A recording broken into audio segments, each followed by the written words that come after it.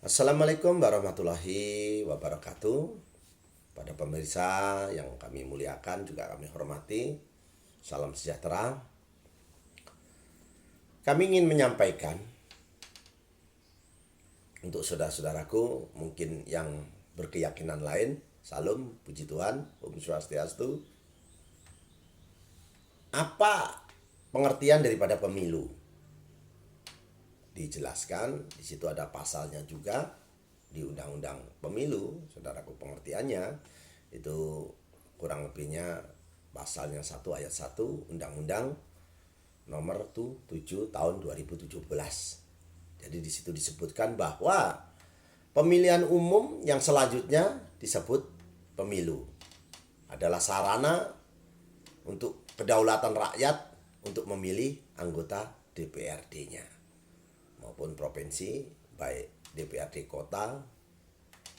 Jadi pemilu artinya, jadi pemilu itu diartikan pemilihan umum. Jadi pemilu itu ada 2 tingkatan, 1 nasional dan 2 daerah. Jadi yang bisa memilih umum dalam arti terbuka tapi rahasia. Umurnya anak-anak ataupun orang yang sudah menikah ataupun sesudah menikah, umurnya dibatasi dengan 17 tahun seperti itu, punya akal sehat, tidak terkait dengan ASN ataupun anggota polisi ataupun TNI. Itu tidak boleh memilih karena mereka abdi negara. Jadi memilih masyarakat ini ditentukan tempatnya, kadang-kala dibuatkan di tempat pamongnya ataupun di lapangan ataupun di jalan-jalan, yang penting tidak mengganggu daripada orang untuk berlalu lalang. Tadi disebutkan anak yang umur 17 tahun kondisinya sehat ya saudaraku, sehat jiwanya terutama. Seandainya belum ada 17 tahun tapi mereka sudah menikah, kadang-kala ini menikah ini anak-anak zaman sekarang ini belum waktunya sudah menikah, sudah berkeluarga lah seperti itu. Dan seandainya dia sudah menikah ataupun sudah kawin, dalam arti sudah melakukan pernikahan, itu diperbolehkan. Ataupun yang sudah menjadi duda misalnya seperti itu, ataupun menjadi janda karena masih muda tapi dia sudah pernah nikah, itu boleh memilih ataupun mencoblos, baik pilihan nasional maupun di daerahnya. Yang terpenting adalah mereka punya jiwa yang sehat. Dan yang paling pokok bukan anggota polisi ataupun TNI. Jadi suara pemilih ini menentukan 5 tahun ke depan, karena pemilu ini setiap 5 tahun sekali mengadakan suatu pemungutan suara di TPS. Jadi tempat pemilihan suara. Jadi boleh mencoblos tapi rahasia, tertutup tapi dalam arti tertutup, bebas tapi rahasia. Langsung sifatnya saudaraku umum. Di pemilu itu sebenarnya kalau diartikan dia umum, bebas, rahasia, jujur dan adil. Jadi sejarahnya pemilu pun ada saudaraku. Ini pemirsanya ya yang saya banggakan, sangat muliakan untuk pemuda-pemudinya. Pemilu itu ada sejak Indonesia umurnya.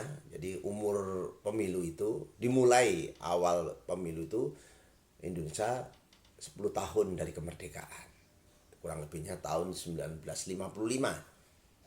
seperti itu.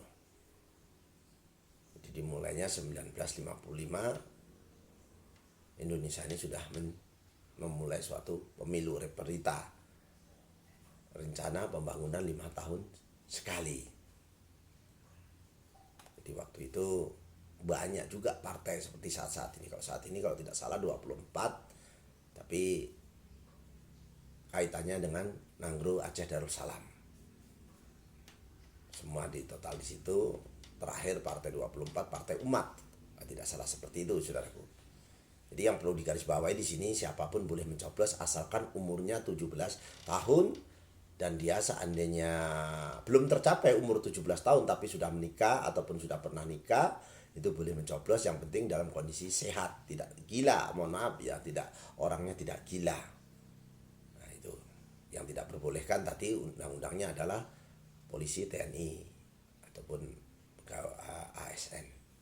Jadi yang perlu saya sampaikan di sini saudaraku, kita ini bangga. Jadi polisi, TNI tidak boleh mencoblos. Itu yang harus digarisbawahi ya saudaraku, itu yang terpenting. Kalau ada Pak Polisi tahu-tahu nyoblos misalnya, nih kayaknya tidak ada sih ya.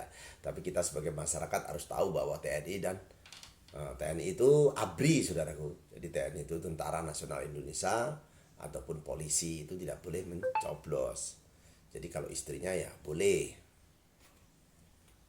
Nah itu yang perlu saya sampaikan untuk tentang pengertian pemilu. Jadi saya sangat berterima kasih yang sudah menonton video ini, dan saya berharap semoga video ini bisa berguna untuk masyarakat khususnya Indonesia, bahwa kita ini harus menjadi orang-orang yang bisa bermanfaat untuk lingkungan, karena kita bisa menjadi pahlawan diri kita, pahlawan keluarga kita, pahlawan lingkungan kita. Jadi kalau bisa jangan cari masalah ataupun membuat masalah. Jadi membuatlah suatu kedamaian, karena damai itu indah. Di panglima kita adalah panglima hukum. Jadi hukum harus ditegakkan walaupun langit mau runtuh. Nah, insya Allah nanti hukum tidak tajam di atas, tumpul di bawah ataupun tumpul di. Jadi yang adil, betul-betul adil. Jadi itu saja ya saudaraku ya. Saya ingin berharap saudara-saudaraku mau subscribe. Saya ucapkan semoga panjang umurnya yang subscribe ya Allah, ataupun yang like, yang komen. Semoga dijauhkan dari penyakit juga dan musibah. Itu saja, saya akhiri dulu. Wabillahi taufiq wal hidayah. Wassalamualaikum warahmatullahi taala wabarakatuh. Tabarakallah ya Allah. Makasih ya saudaraku.